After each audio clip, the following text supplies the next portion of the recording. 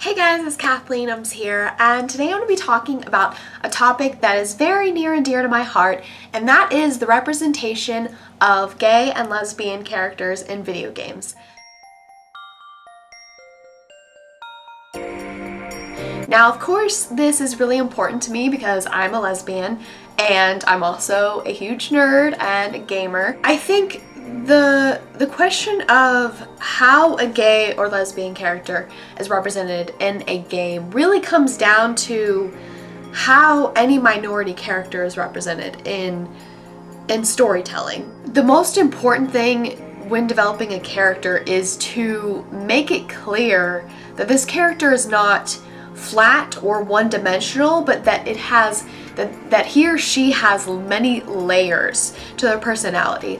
And the problem with slapping a minority on a character by calling them gay, lesbian, black, Asian, any type of minority, you can fall into the trap of using that minority as character development when the fact of the matter is no character is as shallow as their skin color or as their sexuality. You humans are all racist. Part of the problem with lesbians is when it comes to video games, you have to think of who's viewing it. Most of the people playing video games are men. I know this. I love video games, but I know that the majority of people that play them are men. And I'm not blind to the fact that men find lesbians attractive, especially lipstick lesbians, which is what I am. And so the problem with this, though, is lesbians are often depicted, especially in games, as nothing purely sexual. Depicting lesbians or gay men as purely sexual is a stereotype that just needs to stop in games and every type of media, because honestly, if I love a girl, it's because the way she talks, the things that she likes, the way she smells, the way she walks in a room. Wait, you're not thinking of bringing feelings into this, are you? What about love? There's so much more to gay sexuality than just sex. And I think that's the problem, is that very proud gay people, such as myself, will use terms like sexuality with pride. But you have to be careful not to just think of sexuality as sex, because there's more to sexuality than sex. There's also, especially because relationships aren't just about sex, they're also about liking a person, spending time with a person, holding their hand, cuddling, there's more to being in a relationship than just sex. So I think one challenge in depicting lesbians, specifically in games, is that they have to appeal both to the lesbian player and towards the majority of players, which are men.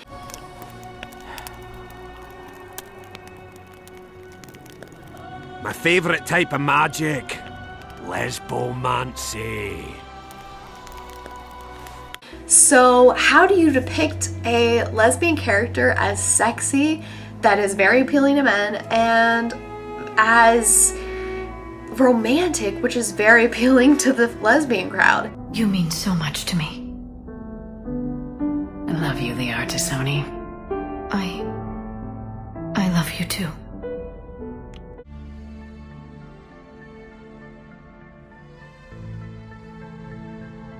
And I think Artisoni is a great example of that. Now, I may just be speaking for myself, but I'm a huge Liara fan because her character was depicted as, she's a quote-unquote bisexual character, but I would say that she's more queer because her species is not necessarily defined by sexuality the same way humans are. Her species mates through their mind by mind melding. Her species is technically all female. There are no quote-unquote males in her species, but she can mate with any intelligent being, any intelligent species who is consenting, and that just blows your mind about sexuality in general, because the normal human terms for sexuality don't really apply to her species, which is really cool. But what I love about what they did with Liara is in the first game, I thought they were just purely depicting her as a sexual character. Honestly, I was one of those people that fell in love with Liara in the second game. I know Liara fans are probably like, why didn't you like her in the first game? The thing about Liara in the second game is that you learn more about her personality. You find that despite the fact that she grows up with the stereotype that her species is stereotypically promiscuous, there's more to her than that. That's one thing I really like about Bioware games like Dragon Age and Mass Effect, is that they really do gay and lesbian characters quite well. And sorry Trainer fans, but Samantha Trainer in Mass Effect 3, she is literally like her romance, even though Trainer was so adorable and I can see why you'd love her, but the way they did her romance was literally like the stereotypical lesbian porn. Like you literally meet her in Shepard's room and take a shower with her immediately with your clothes on, because that makes total sense to be in a shower with your clothes on. There are just more and more representation of gay characters. I love when there are characters that just are casually mentioned as gay. That in Borderlands 2, there were side characters and side missions that were just casually introduced as gay. An old boyfriend of mine named Taggart was hired to wipe out the stalker population a while back.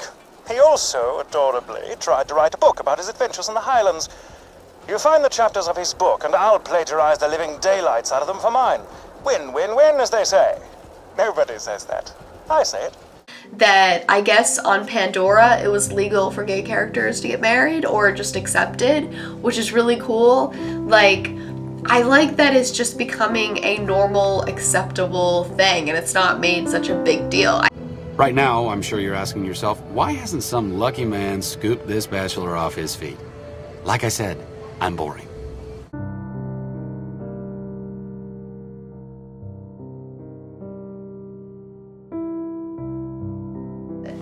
Matt Johnson on his Twitter said something that I could not state it any better. He says, "This is why I always champion more diversity. Example, the new Mrs. Marvel. Everyone deserves someone in comics that they can see themselves in." And I think the same thing applies to video games. Video games aren't just about explosions, although I love explosions, I love blowing things up, but often story is such a critical element of video games. And in order to have a better story, have characters that everyone can relate to. And the fact that I can see myself in many characters in games now, especially as there's more and more gay and lesbian characters in games, that is so important. And it really, I mean, I can't tell you, the feeling that I get when I see that a company or just someone that I respect outwardly says that they support me as a human being and they support my rights and my struggles, that means so much to me. You know, when I have had people in my own life that I considered friends and family tell me that I don't deserve the same rights as them, that I chose to have the very tough life that I have as a gay person, that I chose to somehow encounter all these struggles and hardships, that a game company like BioWare or any other company that has like Gone Home, oh my god, that game had such a great depiction of lesbian characters. When a company stands for gay people by depicting our struggle as human and as just representing us as normal people with desires and feelings just like everyone else, that means the world to me. I mean, I literally feel this like refreshing feeling here in my chest every time I see it, and that's how much this means to me to have gay characters. Dyeing hair is weirdly intimate. I don't know if I've touched someone else's scalp before. It's pretty intimate, right? It felt intimate. We looked into the mirror together after, and I expected her to say something about how it looked crappy or good or whatever. But that's when she said, "You're so beautiful." And she was looking at me. The way they depicted these lesbian characters as just human, as just two girls that were in love and nothing else matters. They were in love and they enjoyed each other's company, and that's all that matters. Literally, I felt so refreshed as I was playing this game because I felt like finally someone understands, and every person that plays this game is gonna understand what it's like, what every day of my life has been like, what it's like to wake up in the morning and just have this weight on my shoulders of fear, wondering if my conservative parents are gonna figure out if I like girls, and worrying if I'm gonna be kicked out of my own home.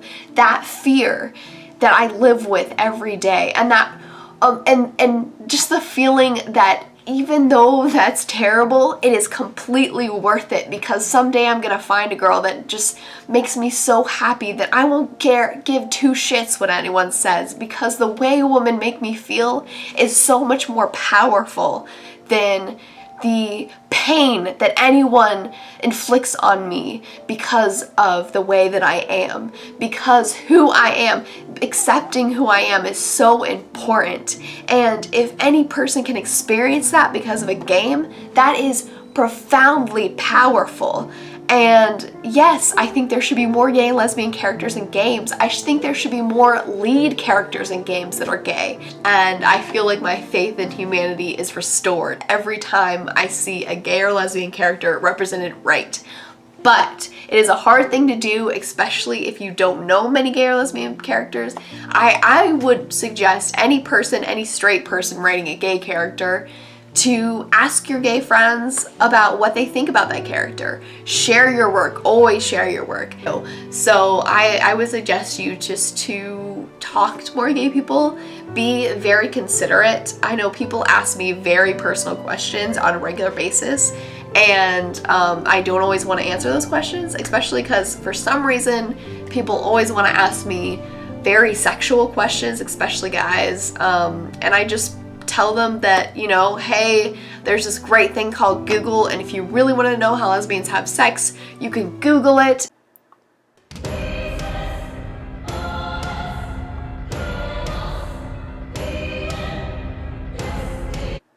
There you go. But that is all I have time for today. I hope I didn't rant too much. I just got really excited.